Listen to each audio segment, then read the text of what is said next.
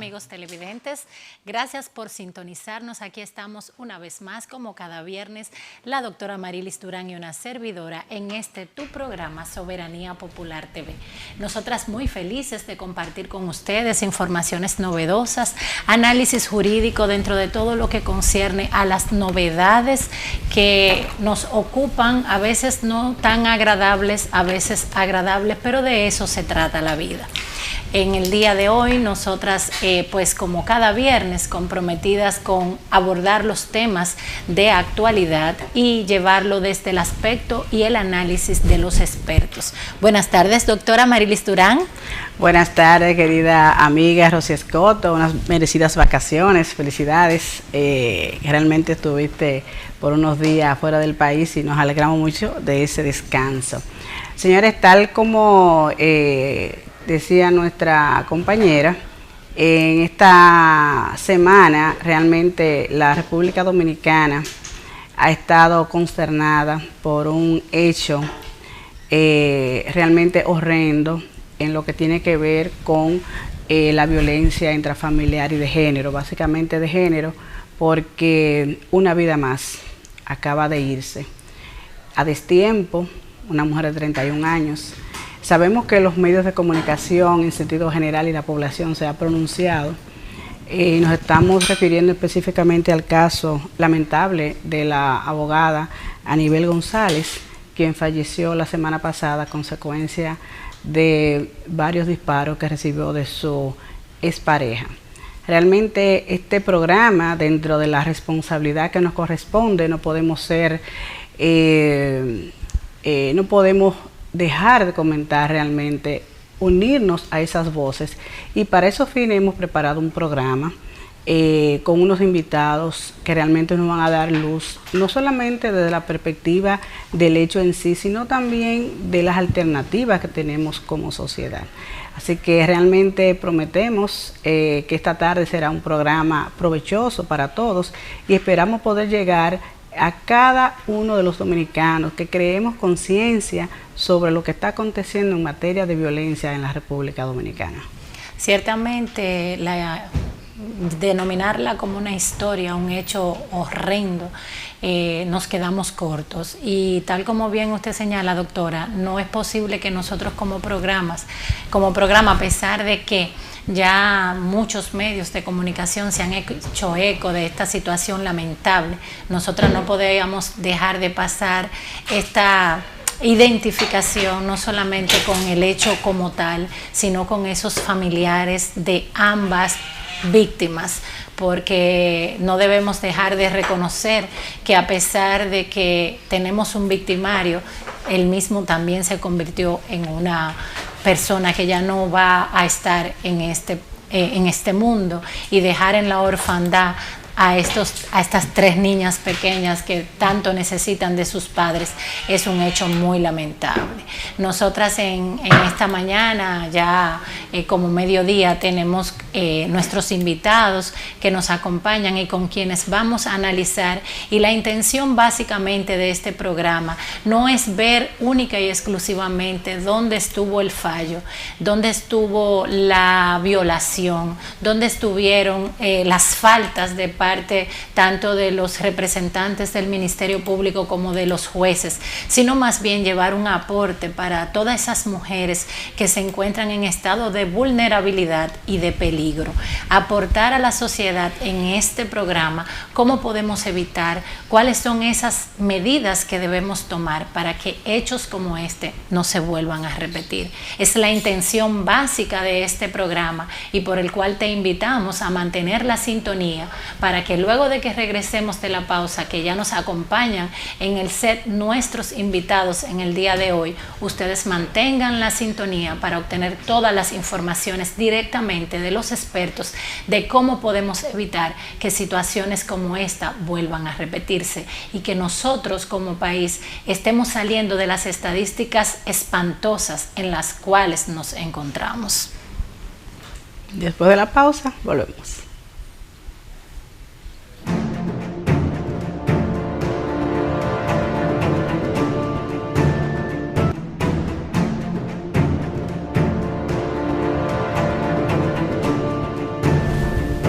Gracias, estamos de vuelta aquí en tu programa Soberanía Popular TV.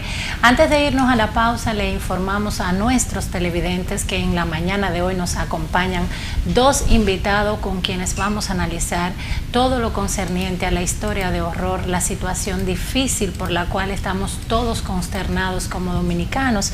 Y hoy nos acompañan la señora Yanira Fonder de la Fundación Vida Sin Violencia y el licenciado Luis Vergés, psicólogo y terapista familiar, y además es el director del Centro de Intervención Conductual para Hombres.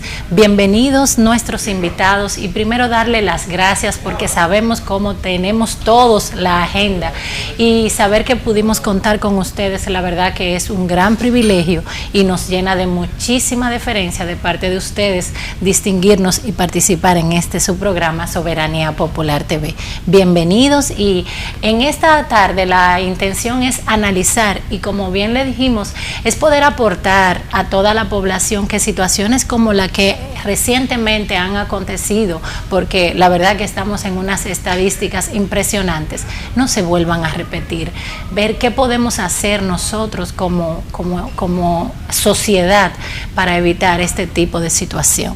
Bienvenidos, doctoras, aquí nosotras muy privilegiadas con este banquete que nos vamos a dar en esta tarde. Gracias. El placer es nuestro, Rosy, Amarilis, y un honor contar con el maestro Luis Vergés. Gracias, gracias. Así es. Señores, tal como indicábamos antes de la pausa, yo creo que el caso de la abogada Anibel González debe marcar un antes y un después como sociedad, porque necesariamente nos lleva a reflexión. Y justamente hoy tenemos como invitado al licenciado Luis Vergés, y quisimos tener con él un intercambio y contar con sus aportes.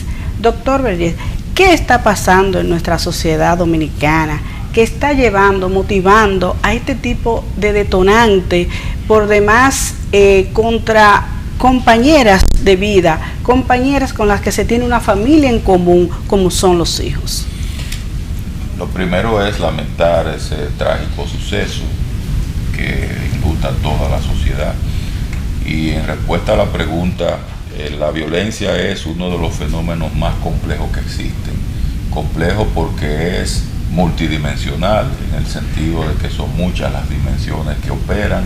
Opera la cultura, la pobre influencia en los valores familiares, todo lo que tiene que ver con algunos elementos ideológicos, sobre todo el elemento de dominación y predominio, en fin. Es también una problemática que nosotros la reconocemos como perversa. ¿Por qué perversa? Porque la violencia se hace con intención. No es una patología ni una enfermedad, porque las enfermedades, la gente no decide enfermarse, pero la gente sí decide violentar a alguien, dañarlo para sobre el daño, creer que recupera algo de sí mismo o creer que logra algo que él no tiene.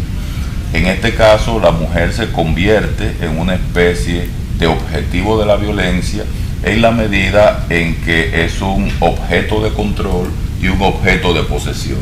Cuando las sociedades tienen esta capacidad de sutilmente incidir para que en la mentalidad de la masculinidad se crea que la mujer es un objeto de posesión y un objeto de control, la mujer se torna vulnerable, y ahí comienzan los factores de riesgo a dinamizarse para que pueda explotar en algo como lo que ya pasó.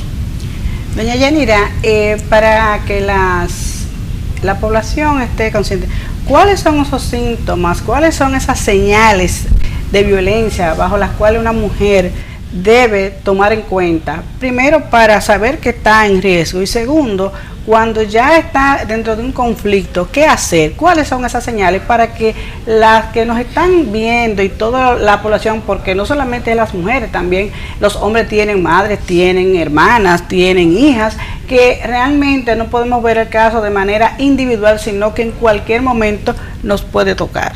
Bien, desde la sociedad civil jugamos un rol también activo en ayuda a todo el Estado, y desde la Fundación Vida Sin Violencia siempre hacemos mucho énfasis en los centros educativos a educar a esas jóvenes de que las primeras señales de violencia surgen en el noviazgo, y cómo surgen de una manera muy sutil, poco a poco. Este novio empieza a controlarle la hora, dónde está, con quién está, su forma de vestir, hasta su forma de pelo, empieza a menospreciarla tanto en público como en privado, y todas estas son señales que le decimos a las jóvenes siempre que no son de amor, son de control. Como bien decía el doctor Vergés, la violencia se aprende, nadie nace violento. Entonces entendemos que puede desaprenderse. Cuando esta joven va viendo todas esas señales de control, ya debe poner un stop. Y siempre hacemos énfasis en que tienen que tener tu autoestima, de que son especiales, de que son valiosas. Y nunca callar, porque el silencio es lo que alimenta la violencia. Buscar esa red de apoyo en amistades, familiares, en vecinos, para no estar en una situación de riesgo. Porque yo siempre he dicho que desde el momento que la mujer rechaza continuar con una relación violenta, ahí es que está el factor de riesgo. Desde su experiencia, licenciada Yanira, a través de la Fundación, ¿qué está pasando en la sociedad dominicana en materia de violencia intrafamiliar y de género? Si ustedes ya celebraron ahora recientemente su 10º aniversario, las estadísticas que se han estado levantando, ¿qué está pasando en la República Dominicana? ¿Dónde estamos fallando? Bueno, vivimos en una sociedad con mucha conflictividad. Nosotros llevamos indicadores de estadística porque entendemos que solo así es posible eficientizar las políticas públicas. Este año tenemos 47 en total asesinatos de mujeres, 37 de los cuales han sido por parejas o exparejas. ¿Qué vemos en esta estadística? La mayor parte son mujeres de menos de 35 años. Contrario al año pasado, hay más asesinatos con armas de fuego este año. Tenemos un promedio de 30 huérfanos de violencia, y todo ello tenemos que ver que hay un subregistro de esas cifras, porque no todas llegan a poner la denuncia, y aparte de eso hay una cantidad enorme de hechos violentos contra las mujeres. Estamos hablando que ayer vimos en los medios de comunicación que solo en este año se han producido cerca de 14,000 y pico de orden de protección. Estamos hablando de mujeres que han ido en busca de ayuda a las autoridades, y lamentablemente en muchos de esos casos, con todo y la orden de protección, termina en un feminicidio. Doctor, como especialista en la conducta, queremos saber cómo se forma un hombre agresor.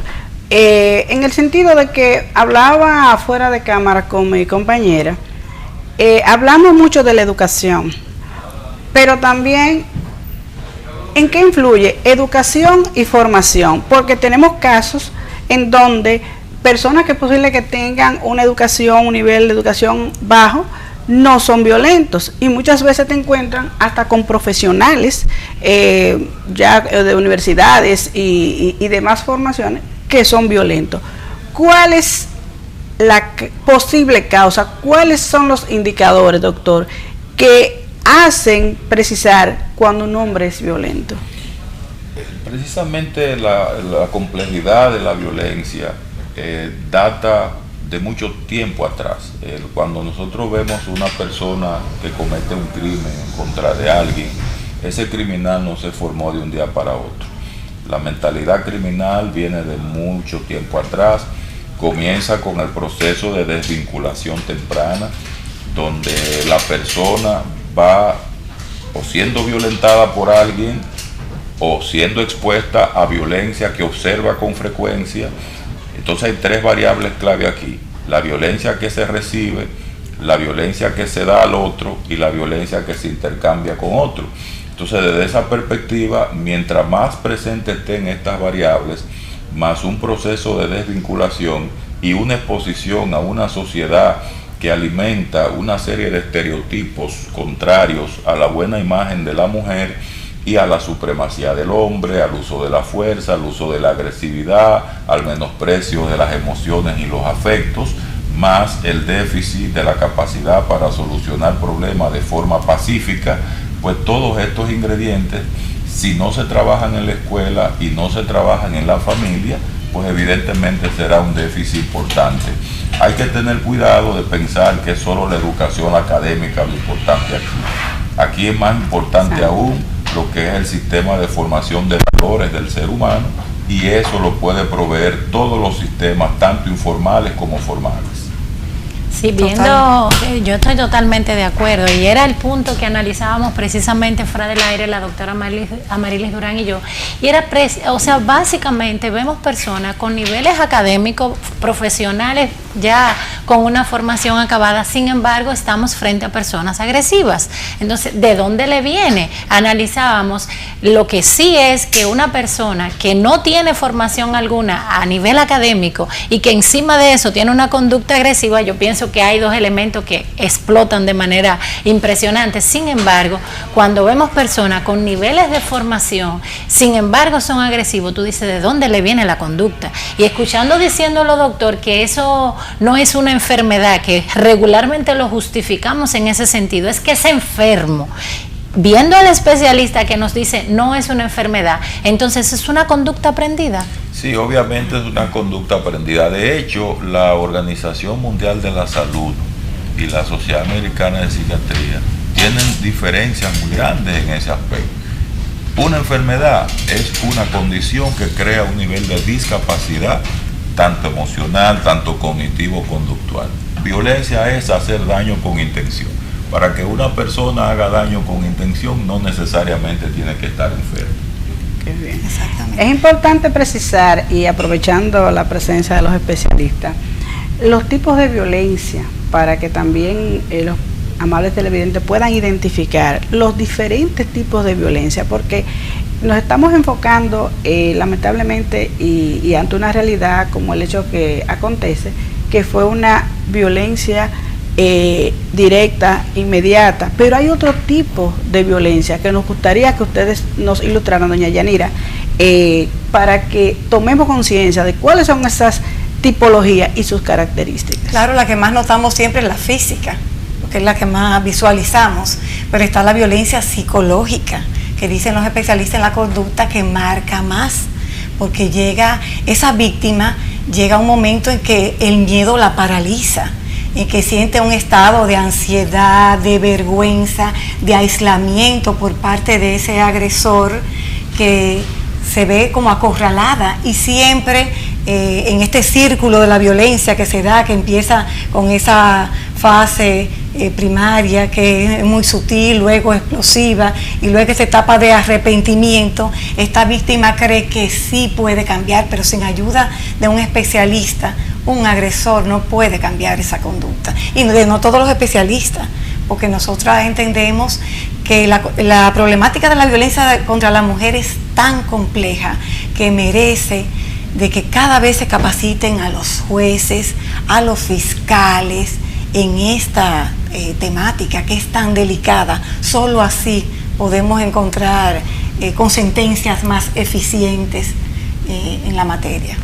Doctor, cuando hablamos de violencia económica, licenciado Vergés, que también es un elemento de control dentro de lo que es el hogar, dentro de lo que es la relación de pareja, en la experiencia que usted ha podido tener, yo sé que en sus consultas, y sobre todo como director del Centro Conductual de Hombres, ¿cuáles son esas diferentes manifestaciones alrededor del orden económico que se da en el seno de la familia y lo que es la relación de pareja? Sí, muy fuerte, sobre todo porque cuando hay carencia en la parte económica, ahí estamos en presencia de un fenómeno que recibe el nombre de un estresor psicosocial. Es decir, la persona cuando está mal económicamente comienza a estresarse por esa precariedad, porque no tiene acceso a la satisfacción de ciertas necesidades que son fundamentales.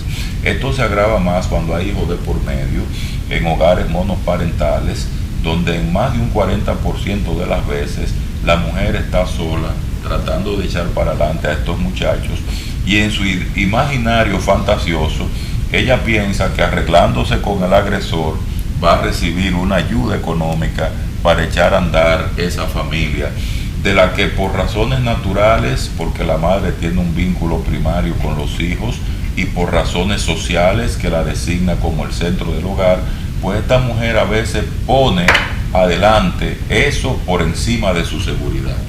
Y muchas veces pasa, y pasó en este caso también, que se escucharon comentarios donde se decían, es que yo no quiero que mis hijos piensen mal de él, yo no quiero que mis hijas crean que él es un mal hombre.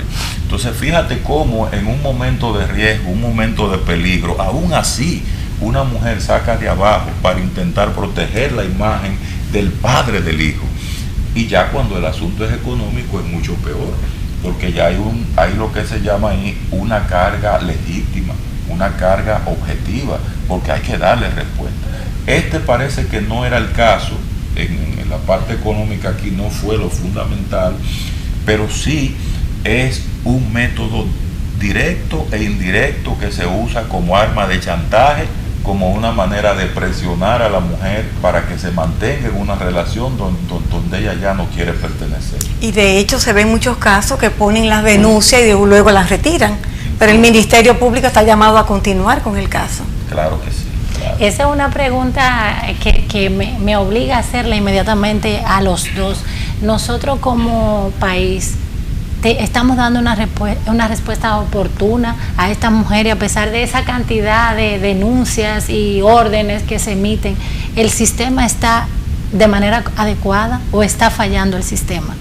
Bueno, en este caso evidentemente que ha fallado porque primero hicieron un acuerdo que fue improcedente totalmente, y lo que esperamos como sociedad es que hayan sanciones que den ejemplo para que eso no siga sucediendo.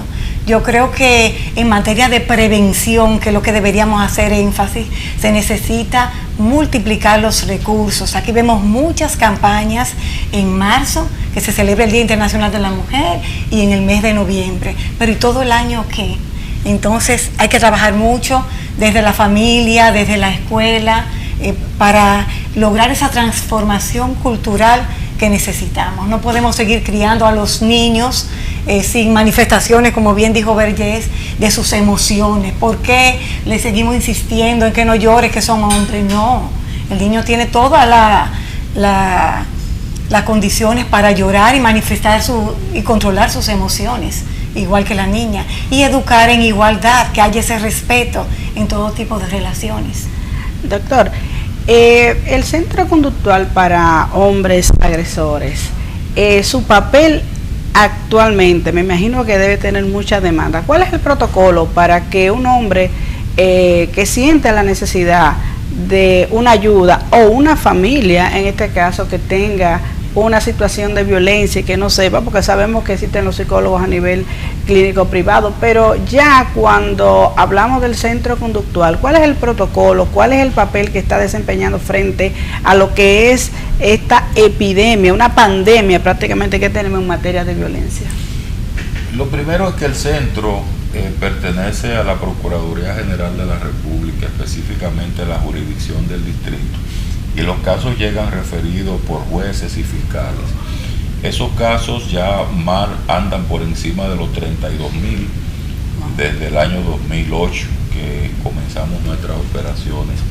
Y lo que hacemos es, si hay una persona que por alguna razón quiere tratarse porque hace conciencia de este problema, que ocurre muy raras veces, porque normalmente este tipo de personas no cree que tiene problema. La mayor parte de las veces estas personas entienden que deben ir bajo presión para evitar una situación aversiva mayor. Pero en caso de, nosotros también los recibimos. Y también hay una especie de alianza con otras instituciones, como por ejemplo el despacho de la primera dama, donde hemos creado centros que también reciben este tipo de personas, porque lo que nosotros entendemos es que cuando hay una situación de riesgo y peligrosidad, al primero que hay que desarmar es el potencial de violencia que pueda tener el agresor.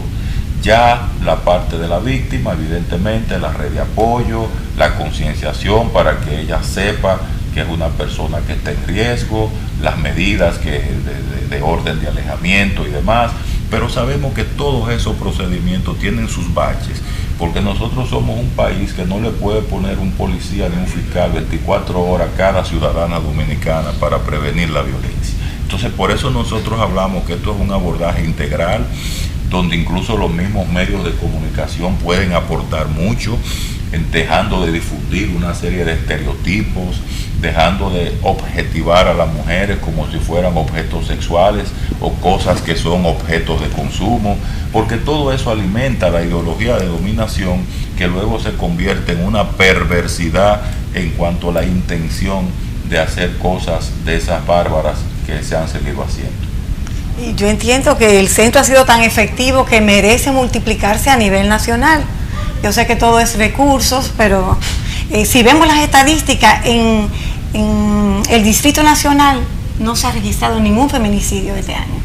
Y es gracias a todo el sistema integral de abordaje hacia las víctimas. O sea, hablar que el centro ha recibido 32.000 casos, realmente en 11 años. En 11 años es una suma, o sea, una cantidad bastante interesante. Y decimos interesante porque yo asumo que como es una dependencia de la Procuraduría y como bien usted señala, por lo regular el hombre que llega allí ha sido referido por un caso de manera particular. Y ahí mismo debo hacer una pregunta. ¿Quién determina, por ejemplo, en este caso que hablábamos que dentro del acuerdo al agresor, al que lamentablemente le quitó la vida al caso que hoy nos ocupa y que ha consternado a la sociedad y que luego él se quita la vida? Hablamos de asistir al centro cada 2 meses.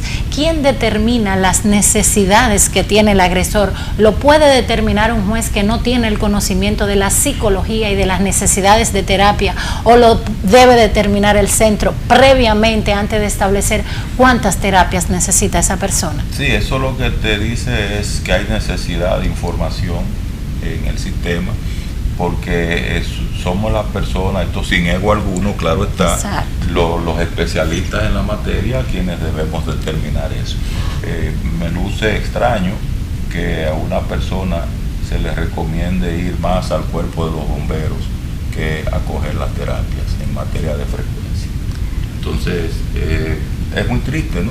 Pero bien, vamos a asumir que aquí hay 2 cosas que ver y que eso se está investigando. Una cosa es una mala práctica y otra cosa es faltar a la ética.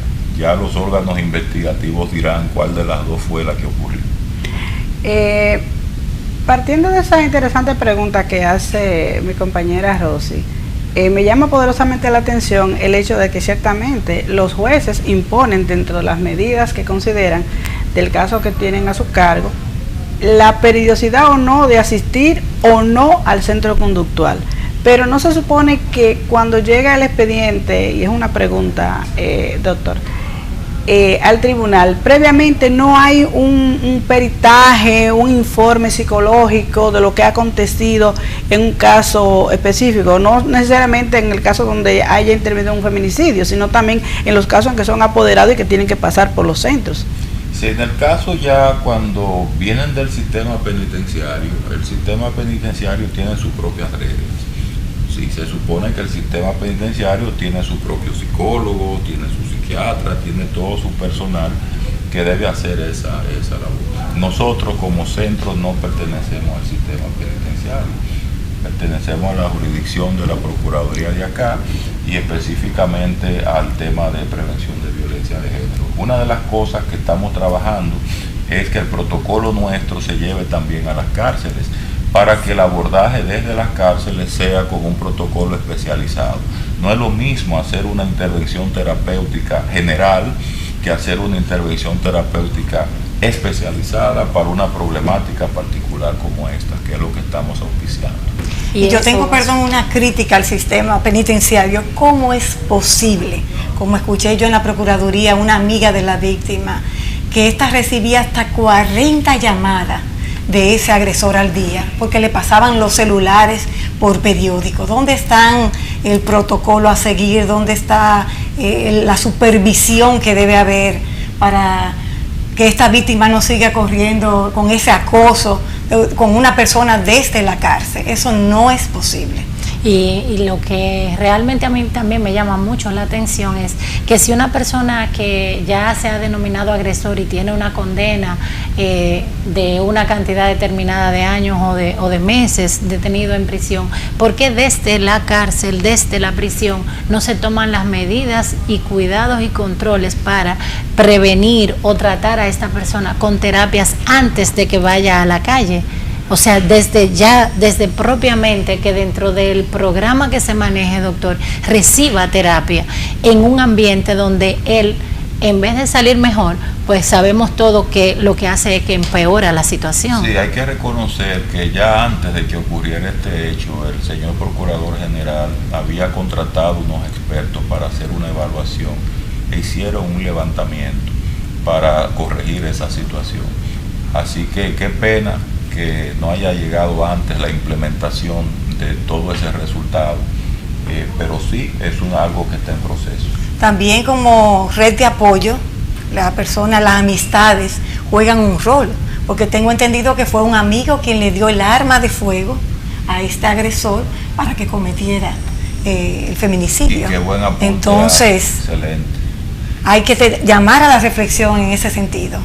Y más una persona que por sí mostraba un comportamiento ya agresivo, impulsivo, que manifestaba él que necesitaba ayuda, porque tenía una obsesión con la víctima. Y es importante que tomemos conciencia de un término que escuché que el doctor Iberiez usa mucho, que es la doble fachada, donde las personas, como es natural, cuando quieren salir de un problema, pues se pintan como ovejitas en este caso, y justamente entiendo que ese amigo tomó esa mala decisión de prestarle un arma de fuego. No imagino que sea él sabiendo que iba a cometer el hecho, sino tal vez el agresor lo que pudo haber establecido como excusa que mira, yo soy un comerciante, no puedo estar en la calle desprotegido, y bajo esa premisa y entendiendo que tal vez no iba a cometer ese hecho, pues se toma el riesgo de una persona incluso comprometer su responsabilidad civil y hasta penal prestando un arma de fuego, que es una responsabilidad individual de cada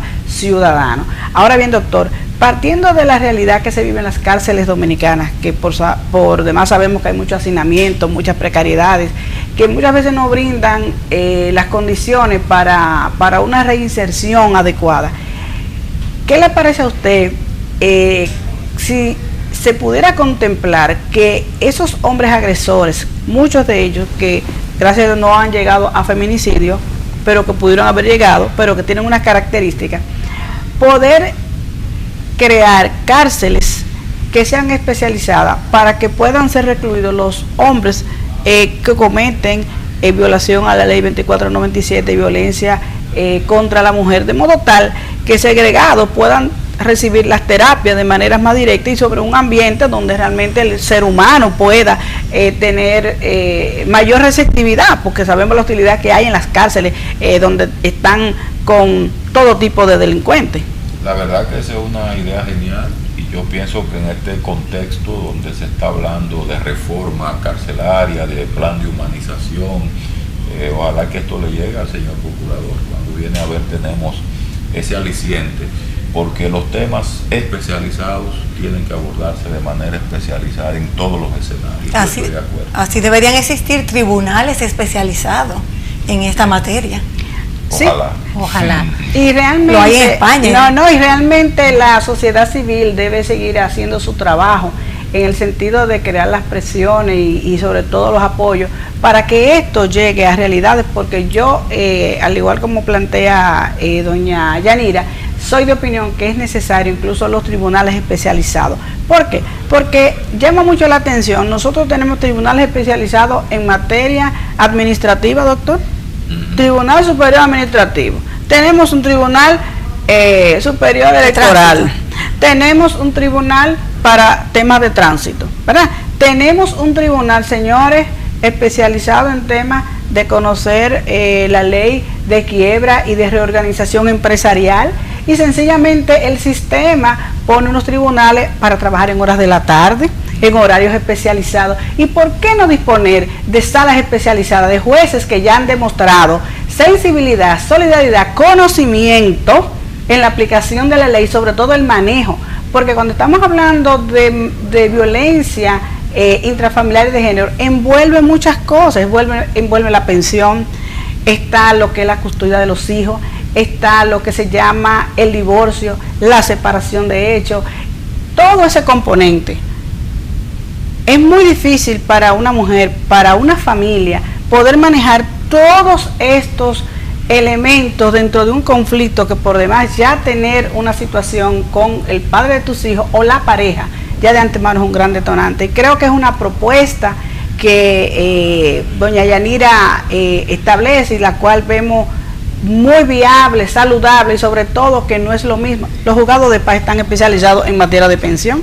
No hay forma que un hombre llegue a un tribunal que el juez, desde que ve y en base a las pruebas ya tiene la pericia, pero no es lo mismo un juez que está conociendo una diversidad de casos, aunque la ley se supone que para todo, pero la especialización es lo que conduce muchas veces a poder organizar el sistema de una manera que puedan la comunicación fluir y sobre todo tomar los correctivos del lugar. Pero también, perdón, sí, en la reforma policial tampoco se contempló una policía especializada en materia de género, que también hace falta. Claro, y me parece una propuesta muy interesante y no es muy difícil de llevar a cabo, porque nosotros tenemos los tribunales de familia.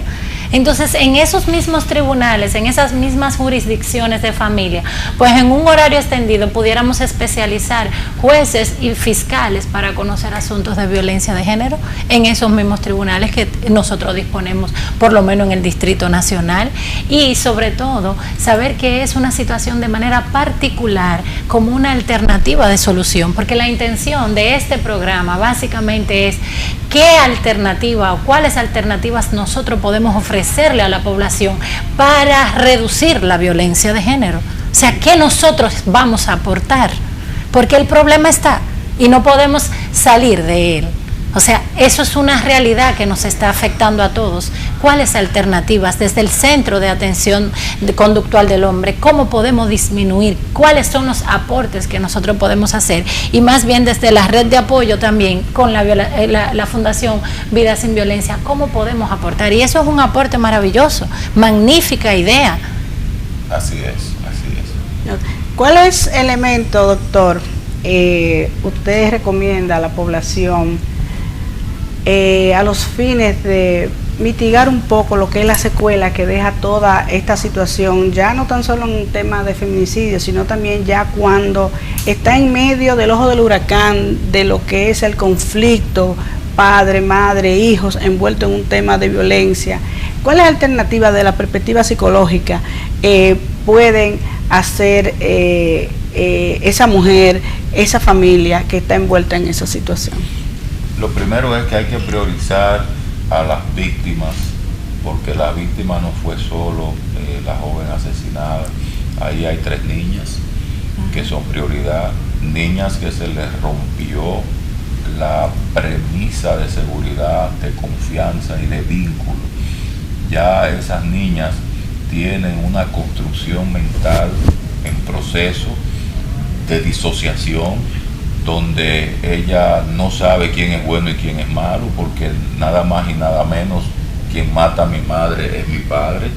Entonces, la prioridad ahora es ayudar a que esas niñas se recuperen emocionalmente y que puedan encauzar su desarrollo de la manera más normal posible, que puedan ir a la escuela, que puedan compartir, que puedan jugar con las demás niñas, que puedan soñar, que puedan aspirar.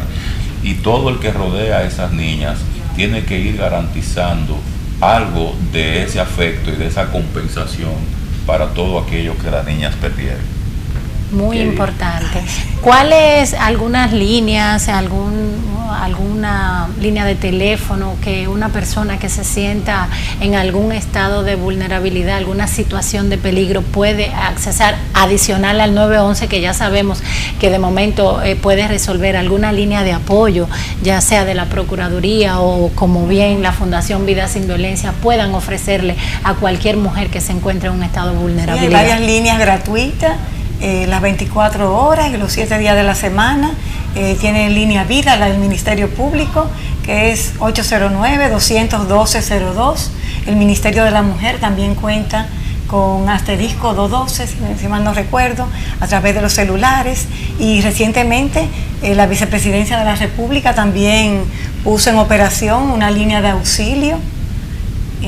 No recuerdo ahora mismo el número, es de reciente creación, pero todas estas líneas ayudan mucho y hay que buscar la ayuda de las autoridades, eso sí. Y doctor Luis Berger, ¿algún número de teléfono de que algún hombre que se sienta en la necesidad de acudir al centro que pudiera accesar sin necesidad de ser remitido por por vía de la Procuraduría? Sí, nosotros tenemos el 809, tenemos el 221-9080, ahí pueden llamar.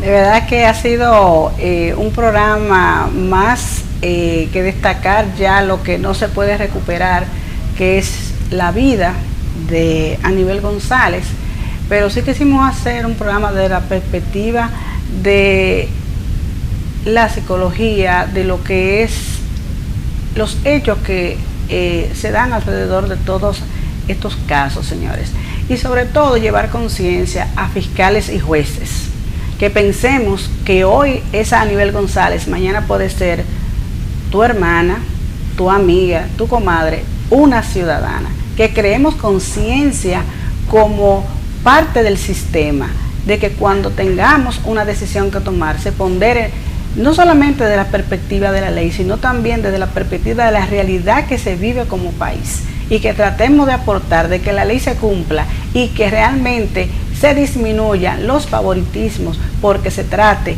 de tal o cual ciudadano. Todos tenemos derecho, y todas las mujeres y los ciudadanos tienen derecho a una vida sin violencia.